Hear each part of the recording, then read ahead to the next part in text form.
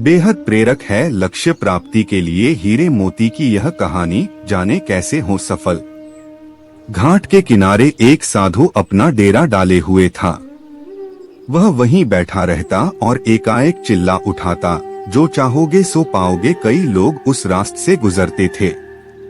उसे ऐसा चिल्लाते देख लोग उसे पागल समझ लेते थे। कई लोग उस पर हंसते तो कई लोग उसका मजाक बनाते। फिर एक दिन एक युवक उसी रास्ते से गुजरा। वो बेरोजगार था।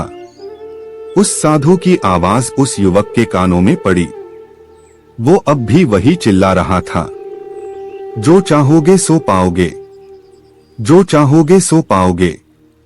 यह सुनकर युवक साधु के पास पहुंच गया और उससे पूछा कि क्या सच में जो मैं चाहूंगा वो मुझे मिल जाएगा? क्या आप सही में मुझे दे सकते हो? इस पर साधु बोला कि सबसे पहले तुम्हें ये बताना होगा कि तुम क्या चाहते हैं। तब युवक बोला, बाबा मैं चाहता हूँ कि मैं एक बहुत बड़ा हीरों का व्यापारी बनूं। क्या आप इस इच्छा को पूरा कर सकते हैं? साधु ने कहा, जरूर बेटा, मैं तुम्हें दो चीजें देता हूँ। इसमें एक हीरा है और एक मोती। इनसे तुम जितने चाहें हीरे मोती बना सकते हो। यह सुनकर युवक बेहद खुश हो गया। साधु ने युवक से कहा कि वो अपनी दोनों हथेलियां आगे बढ़ाए। जैसा साधु ने कहा वैसा ही युवक ने किया। साधु ने युवक की पहली हथेली पर अपना हाथ रखा। फिर कहा कि यह सबसे अनमोल हीरा है। इससे तुम जितने चाहें हीरे बना सकते हो।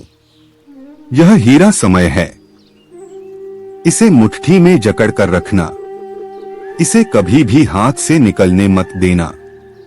फिर साधु ने युवक की दूसरी हथेली पर मोती रखा और कहा कि अगर किसी भी काम में समय लग रहा हो तो इस मोती को धारण कर लेना। यह मोती धैर्य है। इससे तुम जो चाहो वो हासिल कर पाओगे। साधु की बातें सुन युवक ने धन्यवाद किया और वहां से चल दिया। साधु से उसे दो गुरु मंत्र मिल थे। उसने सोच लिया था कि वो समय नहीं गंवाएगा और धैर्य से काम लेगा। कुछ ही समय बाद युवक ने एक बड़े हीरे के व्यापारी के पास काम करना शुरू कर दिया। वह व्यवसाय का हर गुर सीखता चला गया और कुछ समय बाद हीरे का बड़ा व्यापारी बन गया। सीख, अगर आप कोई लक्ष्य प्राप्त करना चाहते हैं तो आपको समय और धैर्य दोनों की आवश्यकता होती है। बिना समय व्यर्थ किए अपने लक्ष्य की ओर बढ़े।